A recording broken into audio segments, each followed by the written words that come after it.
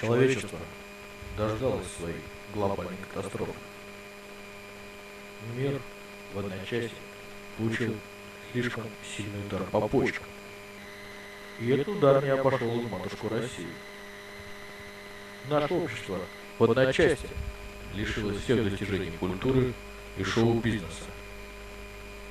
За какие-то мгновения мы лишились фабрики звезд и Дома-2, Петросяна и Бондарчука, Гарри Каспарова и Валерии Новодворской. В остальных частях нашего глобуса ситуация обстоит ничуть не лучше. Большая часть населения Земли не смогла пережить подобного ужаса и цинично пропала без вести. Остальная его часть погрузилась